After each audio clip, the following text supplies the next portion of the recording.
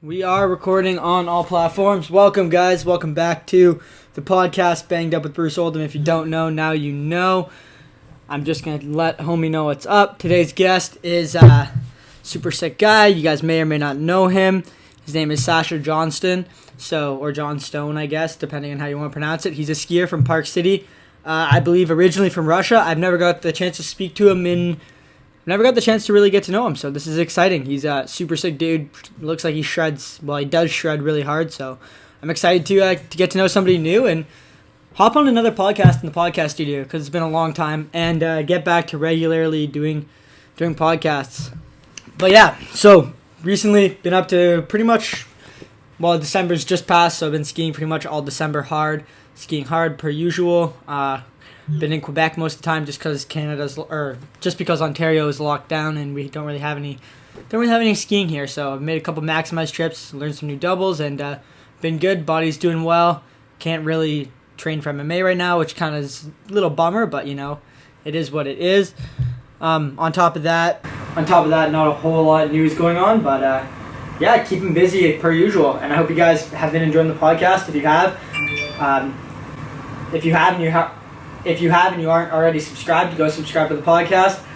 If you guys leave a comment down below, helps the podcast show up on other people's feed and get seen to more viewers. Also, share each episode. Everybody that shares the episode and tags me in it, I'll repost it and I'll give you a shout out on the next episode of the podcast because we're trying to make this bad boy grow and become something really badass. So, with that being said, enjoy this episode of the podcast, lads. Let's see how the Wi-Fi works. Yo, what's up, man? What up? Good to see you, dude. How are you? Good, man. It's another beautiful day in paradise. Yeah, for real, huh? As far as I'm concerned. Shit. So you don't have work tonight, eh? Nah. Nice. Got out for a podcast. Sick. What are you doing for work? I'm driving snowcats at Deer Valley Resort here in Park City. That's super sick. Yeah, dude, it's so fun. That's a sick job. Super chill. Well, the hours are pretty late though? Yeah, super chills. And hours are only from like 3:30 p.m. to 11:30, so it works out perfect. That's not bad at all, man. That's super sick. Nice. You been skiing lots lately? Yeah, a ton.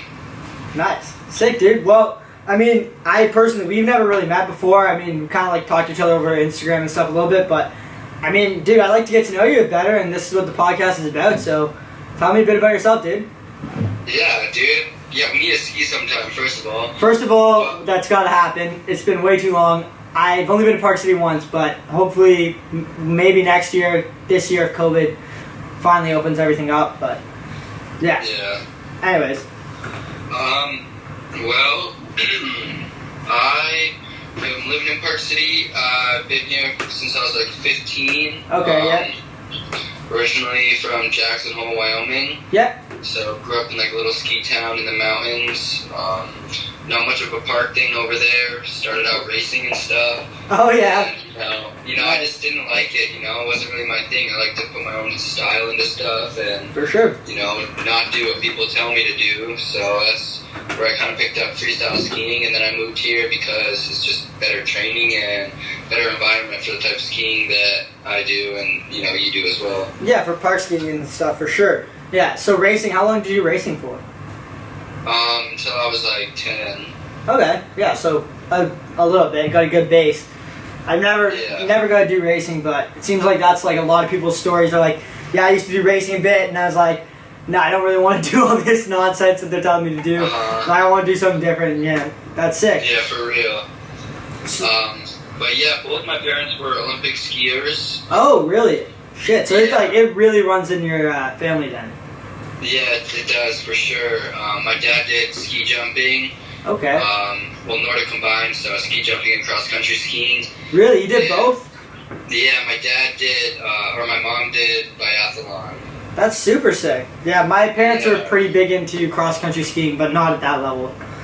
And I hated it, to be honest. Like, I grew up having to go and do it, and I was like, this sucks. There's, like, nothing fun about it, like, just, like, putting out so much effort. And then, like, now, like, you go every once in a while, I'm like, all right, it's not that bad. But I was always there, like, on the cross-country skis, like, trying to do, like, 360s off little jumps and just decking and ruining the skis and stuff. My parents would get pissed off.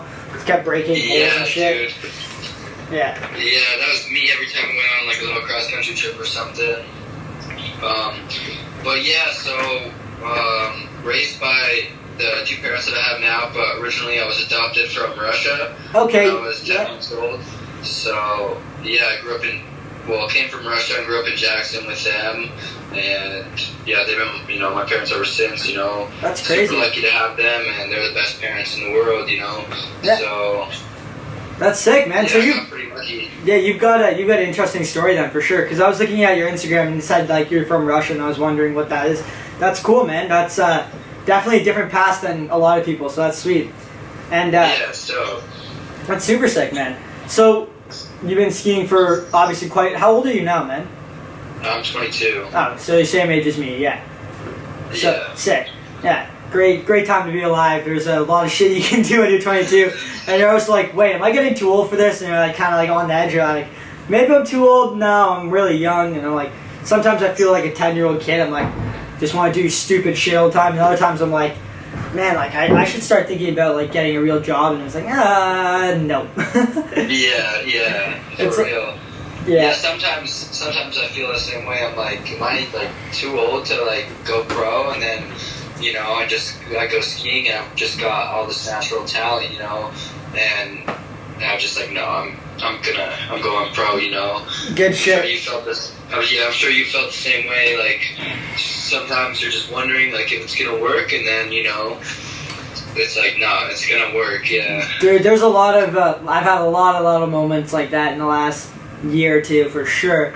And like you said, you're just kind of like, no, it's gotta work. It's gotta work. It's like, shit, I don't want to. I went to university and college, like did a year at both, and like, because I was like, man, like skiing, like this was 4 and 3 years ago, or 3 and 2 years ago, I don't know. And like both, I was just like, I can't do this. I'm not ready to do this with my life yet. I still got a lot to give towards skiing and like other stuff like that in general. So yeah, it's definitely like a tough situation, like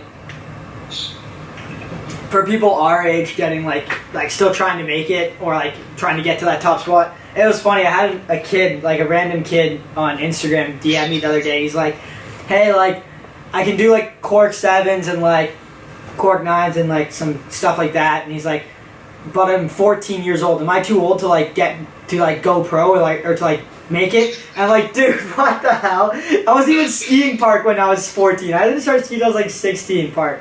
Like, it's crazy, man. Yeah. Yeah. So how did you kind of get in? Did you get into competing and stuff like right away when you started park skiing, or how was that? Yeah, pretty much. I started just doing a bunch of USA comps. Yep. It's a bunch of super little comps, and was just doing really well from the very beginning. And so I was like, all right, so I kind of have this like going for me. Yep. And then that's what really made me want to just pursue it. Nice. Yeah, because I think I've been following you for a long time now, but you got some like you said, some pretty crazy natural talent. And I mean, I don't know how much you've been training in the off season or not, but like you came this year with a vengeance, like throwing down dub 14s on that small Park City jump. That's like, well, it's not small, but like it's definitely not like a chill dub 14 jump by any means.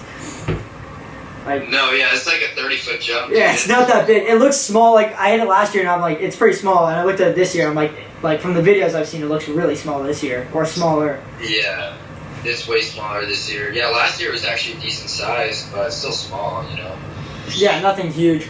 Yeah. And you didn't compete last year at all? No, not last year. Last year I was just coming back from ACL, MCL surgery from the season before. Oh, you had one of those, eh?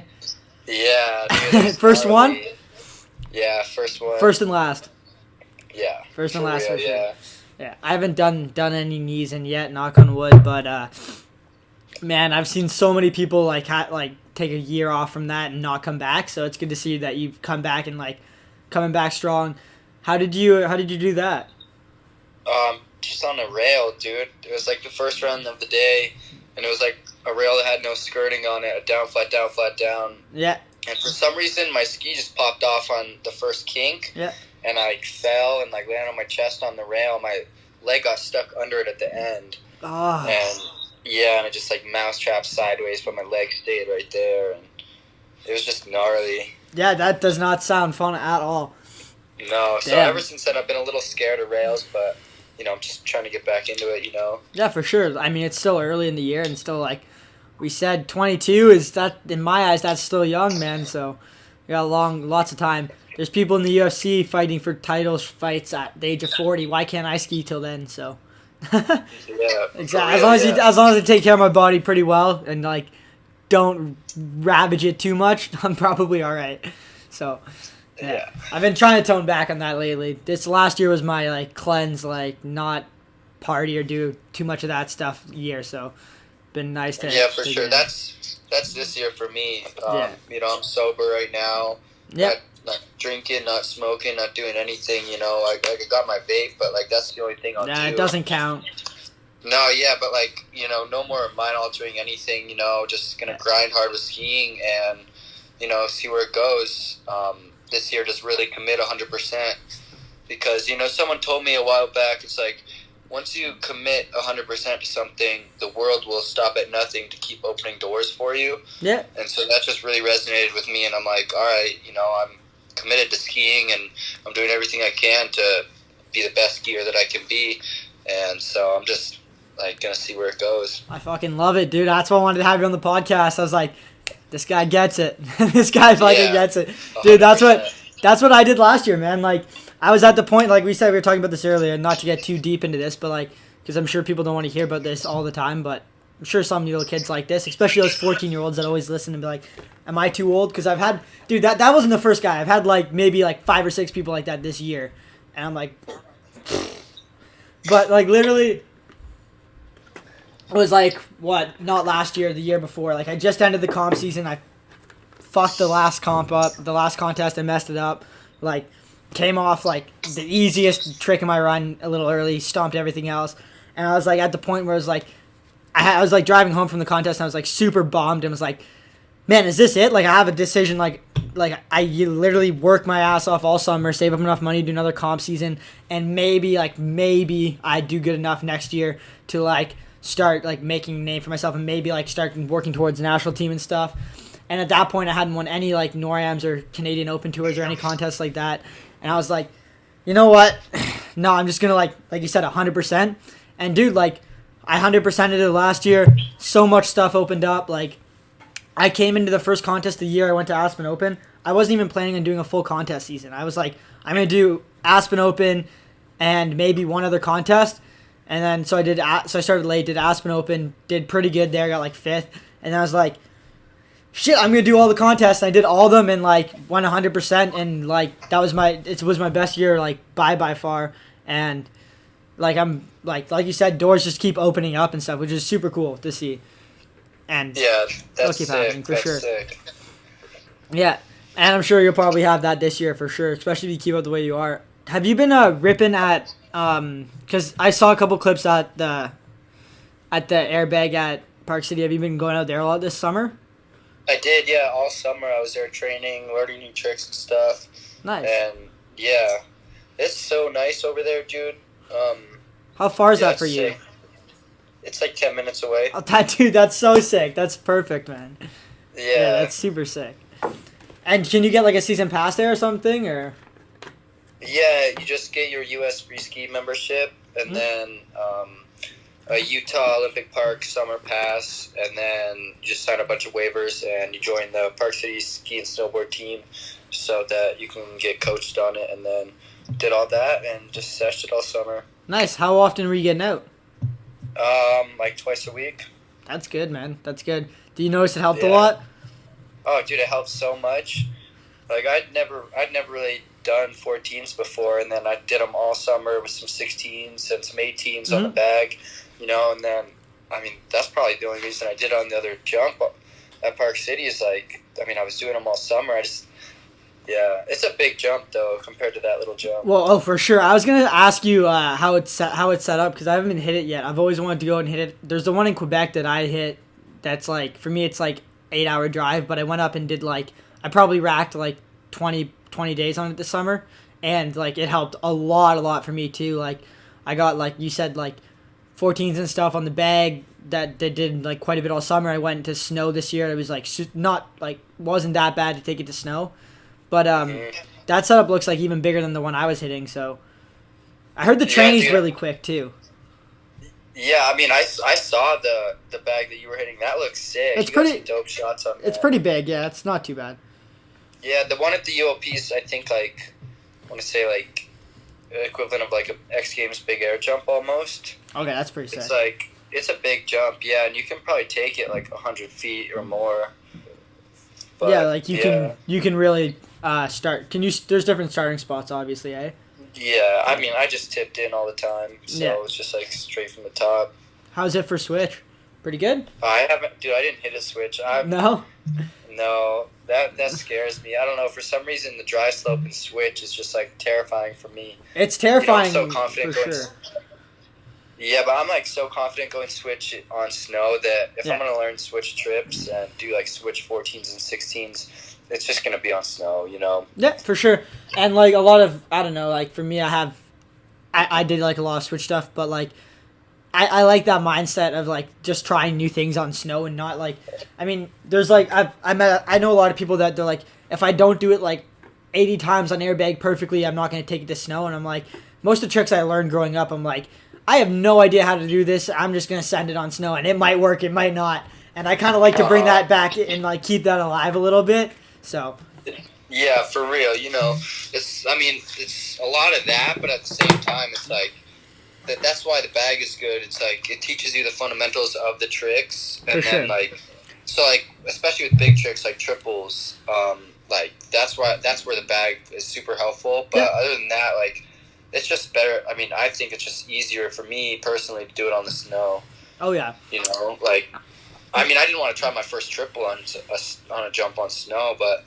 I'd rather do a switch triple, but that's a little different. But, like, 14s and 16s, like, that'll just happen on a big jump soon. For sure. And, like, when you have those big jumps, it's, like, you can just go straight from a dub 10 or 12 to that. But it is good to, like you say, like, try it on bag and at least get the feeling going in your head 2 or 3 times. Because, like, I tried a couple triples, 3 or 4 days ago. And, like, my ski kept coming off because I have my sister's my sister's bindings on them. And they only go to, like, 11 or 12. Which was pretty stupid on my part, to be honest. But, like, if I didn't do a bunch of triples in the summer, like, on airbag, like, I'm pretty sure I would have bailed out of that axis and probably died. So, not died, but, like, got wrecked. So, it's, like, good to be comfortable with it. And, like you said, for switch stuff, too, like, if you're kind of, like, say you're comfortable doing switch dub, like, or you're comfortable doing dub 14s and stuff on snow, like, or doing it on a bag forward, like, that helps, like, if you want to take any of those tricks, like, switch, like, I mean, eventually, because it is gotten to the point where you're doing switched up 16s and stuff. Like, you can get the feeling of, like, wrapping around in the trick. Like, even if you can do it forward, like, it's, like, switch one into that or something. But no, yeah, for sure. You have, like, you were talking about the switch triple, like, you have a really sick cork 3 axis that you do in, like, dub 7. You can do it both ways, right? And, you did the trip 10, too. That is the sickest axis for the switch triple, too. And I could see that, like, once you get, like, if you can get comfortable doing those, like, switch dubs like that without wide safety and, like, I feel like a switch triple, as long as you have a big enough jump, it would be super chill, too. Oh, yeah, 100%, yeah. Like, doing it on tramp is super mellow. I want to do them on skis. I need a big jump. Yeah. Is there anything big opened up around there or no? Woodward just opened their big jumps, and Woodward is sick, but, I mean, it's just super hard to get the speed for the jump. Park City or Copper? It's in Park City. The Park City one? Park City has a Woodward now. Yeah, because I hit that jump last year, I think. Oh, yeah, for Rev Tour. Yeah, it was pretty good. Like, it was big enough, but it was like you said, it was a little hard to get speed sometimes. Mhm. Yeah, that's the only thing about Woodward. But other than that, the whole facility's sick. For sure. So let's get into it this year, man. What's kind of the plan for this year? Like, what do you want to do? Like, obviously, contests are kind of like on the back burner. No one knows what's going to open up. Do you have any ideas for like filming video parts, or just learning tricks, or like putting out content, or like just waiting to rage at contests, or street, or anything like that, or what's kind of the idea? So for this year, my big plan is just really get my feet back under me and just come back super strong. And there's a couple little local competitions that I'm going to do just to get some FIS points. Yep. So that I can qualify for Rev Big Airs. Yeah, because you got to qualify for those, eh? Especially if you don't have any results. Yeah, so, I mean, I really just want to do the big air comps as much as possible, but in order to do those, I need to qualify through this upcoming Futures Tour. Yeah, so I need to do that and hopefully get a good place in that so I can qualify, but, you know, my big plan is just big air comps and skiing and learning as much as I can, and you know, just seeing where that goes. And I'm going to do a ton of filming, get a ton of content out there. Like, my goal would be to, like, do something like you and post, like pretty often, you know? Yeah. Like, I see you posting all the time, and, you know, that's one of my big goals is just keep putting content out there, just to get my name back in the industry, essentially. Yeah, for sure. And then, like, the big future goal would be X Games Big Air, for sure. Yeah. And so that's what I really want to do. World Cup Big Airs, X Games Big Air, all that stuff. Yeah, World Cups, X Games. City Big Airs look insane too. Yeah, dude, like the Big Air Atlanta. Those, yeah, it looks unreal. The vibes there look sick. Like, especially like with a lot of people like there, and it'd be really cool. Dude, it's so sick. It's just such a good environment, and dude, I want to do that. You know, I've been chasing this dream my whole life, and that just seems like, I don't know, so perfect and so fun, you know. For sure. It's just more about the experience for me, you know. Like, obviously I want to win and I want to do super good, but, you know, it's the experience of with the other athletes, you know, that are there from all over the world, you know. Just go interact with them and watch them ski and stoke each other up and, you know, just vibe, dude, and then compete. For sure. No, that's always why I've kind of, like, leaned towards things like rail jams and big airs. Like, those are my favorite kind of events just because of that. Because, like, I mean, you've done some slope comps and, like, it's just like it's not the same attitude towards it. It's like in a slope style event, it's always more serious and it's more like me versus you. And I'm a very competitive person, so I kind of like comes like I try to like just be having fun and stuff like that. But I'm always kind of like eyeing up what everybody else is doing for runs and stuff like that. And whenever I'm doing like big air or like rail jams or anything, I'm just like, yo, I'm gonna send this trick, man. And everybody just starts sending, and it's like everybody's feeding off everybody else's like energy, and it just makes for a really good time. Yeah, for real. And like what you're saying about slope style, it's like it's super serious, you know? Yeah. And for me, like I'm a person with super crazy bad anxiety, so like I get up there and it's like comp day and dude, I'm freaking out in my head. I'm like, I don't want to do this, you know, like like I can't be here right now, like I don't want to compete, you know, just my anxiety has always gotten the best of me. And worried about like not landing runs and stuff like that. Yeah, for sure. But, you know, a lot of that I feel like was from like smoking and stuff. My anxiety just got so bad before comps I couldn't do them. Yeah. And now that I'm like sober and doing super good, I feel like, you know, I'm just ready to go, dude. Like put me on top of the slope course for Futures Tour. We're gonna make it happen, dude. We're gonna make light work of that course, and it's gonna be a fun event. That's sick. I love that, dude. Because I was back like, I mean, I wouldn't say I have really bad anxiety. But like everybody gets nervous before events, and I used to get like quite nervous before events. But like you said, like you like sober now, right? Everything's cut out, and you feel like you're like put me in that situation. I'm ready to go.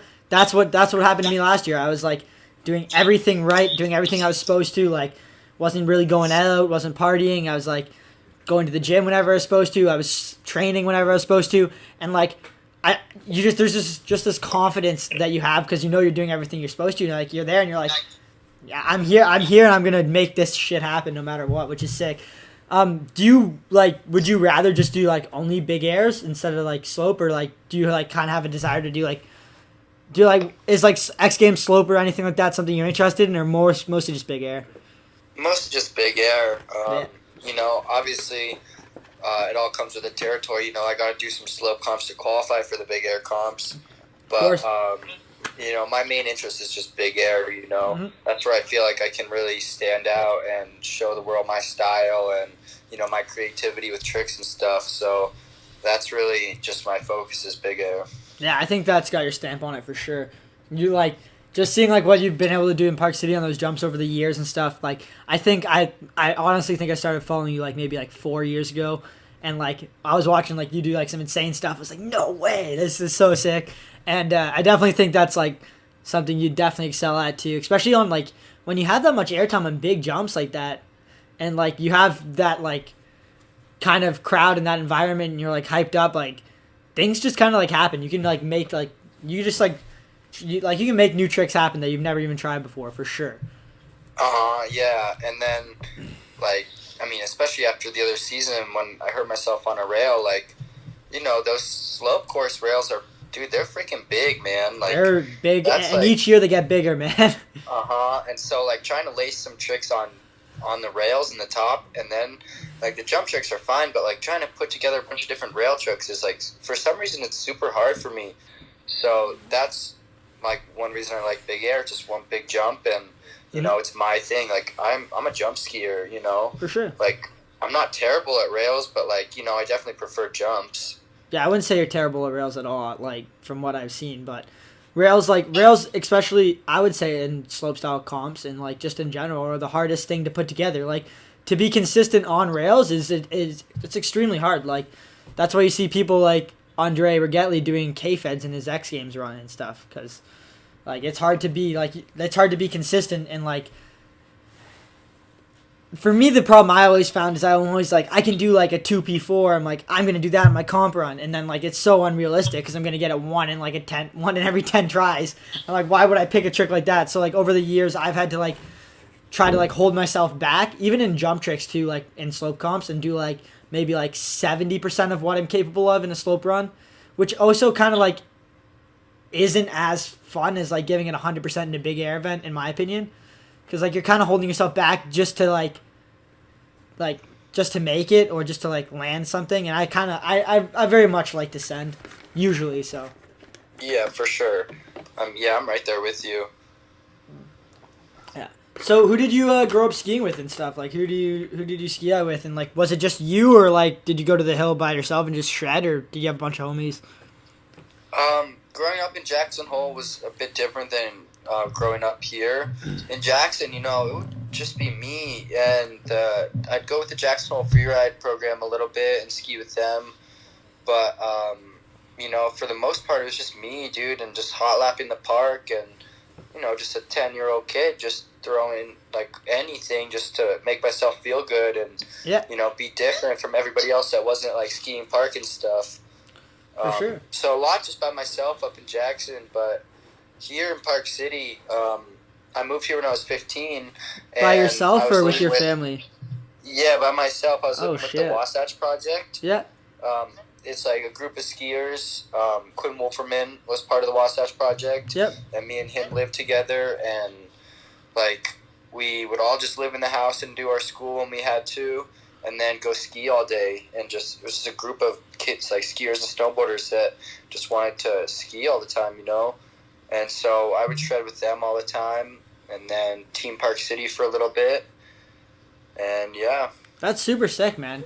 That's like an awesome environment to grow up in. Like, from where I'm from, I'm like basically the only skier in all the area, and well, like at least in my hometown. So like, and in Ontario and stuff, there's no such thing as like having a ski school or anything like that, which is where you get ski and do your homework at night, which is super sick. I was also kind of past that age when I really got into it, like, seriously enough, so. But, yeah, that's really sick. And, so do you still have that car? Because I was, like, looking at your Instagram, like, do you still have that? The BRZ, the one with the, yeah. I still have it. I'm trying to sell it right now. I have my other Subaru STI hatchback. I have that thing that, it's just a better car for me. It's all-wheel drive. It's a hatchback. And so it's just a better car. The BRZ is super impractical and only good for, like, looking good and going to car shows. Yeah, exactly. So that thing's going to get sold hopefully in the spring. And then, but yeah, I have it. Sick. Are you a big car guy then, obviously? Yeah, I love cars. You know, it's just like my little escape from the world and from all the stressors of life. You know, it's like go work on my car, go drive and cruise and just listen to music or turn the music off and listen to the exhaust. You know, it's a big like therapeutic thing in a way for me. Yeah, for sure. That's sick. I I've never been like super into cars, but always been something I'm like I would love to have a nice whip, but my Honda Civic it's doing the job right now. It gets the job done. It gets you to the hill and back, so That's all it needs to do. yeah, That's all it exactly. needs to do. For now, one day though. One day we'll upgrade. Give me a second. Sorry, my camera just shuts off at like 30 minutes. I don't know why. Gotta go turn it back on. But we've already racked 30 minutes, man. It's good. It's good getting to know you, dude. It's always interesting talking to somebody new because you never know what you're gonna get. I mean, you kind of assume and like pretty much everybody's really chill, but like it's cool to hear everybody's story and to see kind of like where people come from and like all that nonsense. Yeah, for sure. Is there anything you want to talk about or anything like that? Any topics you want to cover or any shit, or are you good? You know, I don't know, man. I didn't really prepare too much for this. Dude, I didn't prepare either, so don't worry. I usually have like a couple questions written out and like come prepared, but you're like I try to upload one every Tuesday, and you're like I was like, yo, like, do you want to do it tonight? And you're like, yeah. I'm like, oh shit, I gotta get everything set up. Then I was like, damn it. But yeah, okay. No, man. You know, just want to talk a little bit about, you know, just like, I don't know, us like being like, not like huge in the industry, but like upcoming athletes. You know, like you've got a big following. Like there's a bunch of kids that look up to you, and like starting to get there. Yeah. Yeah, like kids just asking you questions, and you know, just really want to touch on the subject of, you know, it's all just a mental thing. It's all a mind thing, you know. Like it's like scary trying to push yourself and like get yourself to do bigger tricks and get into like the big jumps and big features like and stuff. For sure. But you know, it's like there's that fear that a lot of people have, and you know I have it, but instead of taking that fear and like being like, all right, this scares me, and so I'm kind of like going to be resistant to doing something new, but using that fear as a motivational tool, you know, using that fear to push you forward and to achieve your goal. That's super crucial in like just the start of skiing, and even like for like the pros nowadays, you know, like they're kind of like past that point, but you know, they still get scared on stuff, and oh, for sure. It's like a big thing that we all need to focus on is using that fear to motivate yourself to just go beyond where your imagination can take you, you know? Yeah, that's you're definitely on it. I actually got, like you said, that question literally from a kid like 3 weeks ago, and I didn't really know how to answer it. He was like, I really want to get really good at skiing and I want to like compete and stuff, but I don't know how to get past my fear of like trying new tricks. And I mean, maybe you have some insight on that, but I kind of like told him like what has helped me is like just knowing that I'm prepared, like, and like I've done what I need to do and stuff like that to do it.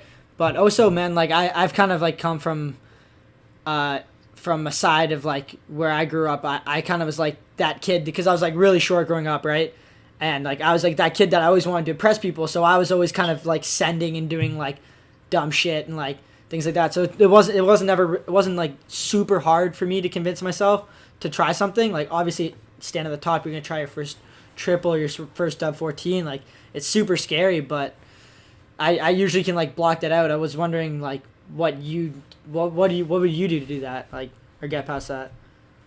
You know, dude, there's a lot of things that come into play when in that sort of situation, but something for me is, you know, not just like being like, all right, I'm scared, and like shoving that feeling away right away, being like, no, I don't feel that, but like you gotta acknowledge it. You gotta be like, all right, I'm scared to do this, yeah, but I'm gonna lace this, you know, I'm gonna do it. And then like that's just for sure, you know, I don't really know how to say it, but that's the way to do it, you know. It's just like you acknowledge that fear, and then you tell yourself like, you know, that you're gonna lace it. Mm-hmm. Like our words are kind of our reality. So it's like if I tell myself, "Oh, I'm scared to do this. I'm gonna I'm gonna fall. I'm gonna get Or like, hurt what doing if this then, happens? Yeah, then that's usually probably what what's happens. gonna happen. Yeah. But like you tell yourself, I'm gonna lace this. I'm gonna do this. Or like in a comp day, you're like, all right, this is gonna be good. I'm gonna do good. Like that's what's gonna happen. You don't. What you put out into the universe is what happens. I believe so. Yeah. Just tell yourself you're gonna do it and acknowledge the fear, and don't like lie to yourself and be like, I'm not scared, but like, yeah, just That's kinda super works sick. out. Yeah, I definitely agree with you on that. I never really thought of like acknowledging it. I don't really like you said, like just acknowledging it and going from there. But like I've been doing like looking into like sports psych and stuff and doing like a little bit of like meditating and or like trying to work like on the mental part of it, because that's what always affected me when I was comp skiing. Was like I would get in my own head and like exactly what you said at comp runs, I'd be like, what if I mess this trick up? And then guess what? I always mess that trick up. So one thing that I started doing was like before when I start like thinking about it or before I do the trick, I'm like, what if everything goes right? Is like what I always say to myself. Like I always say to myself before like I'm trying my first dub like 14 or something, I'd be like, okay, I'm gonna do this. What if everything goes right? Like, and like try to set that mindset into it. That's cool that like to see other people that think the same way. No, for sure, yeah. And like another thing, like I don't know, do you know Jonah Williams? Yeah, for sure. Yeah, Not Jonah personally, Williams. He's always told me. I went to a Wasatch Project with him for a little bit, and he always told me, he's like, take a deep breath, like before you do something. Yeah. Don't just rush into it. He said take a deep breath and visualize a trick and then do it. But you gotta calm your head for a second. Like just a big deep breath. Tell yourself you're gonna do it. Visualize the trick, and then just go. Yeah, for sure. That's that's definitely one of the things that like I had a problem with. I always used to, like when I was trying new tricks, I was kind of that guy. Like I'd try a new trick and I'd be like, all right, I'm just gonna send it, and I crank like the most intense music and just like drop in, and like that never worked for me. So definitely the deep breath thing is kind of more the way to go for sure. Did you watch any of the World Cup stuff, or did you see any of the clips that came from it? I didn't know. The only thing that I really saw was on your story from Evan McEachran. Oh yeah, dude, that was insane. But like some of the tricks that got done at that, I didn't get to see the live stream because I couldn't find it. But some of the tricks that got done at that contest were pretty insane. Like most people to make finals were doing like trip 16 or switch dub 18, which is like definitely the level of skiing is getting out there, man, for sure. But dude, it really is. It's crazy. Yeah, but it's sick to like have, especially places like Park City and stuff, and like for me like maximizing Quebec, where we like you can kind of like start to push that safely, like because those are like at that level, like it's like if you like mess up, it's not like you're messing up on your first cork 7. It's a little different. Just a little bit. just a tad, yeah. Cool, dude. Well, I got one last question that I ask everybody in the podcast before I wrap it up. Where do you see yourself in 5 years, and what's the future hold for you? It's a tough question. That's a tough one. Yeah.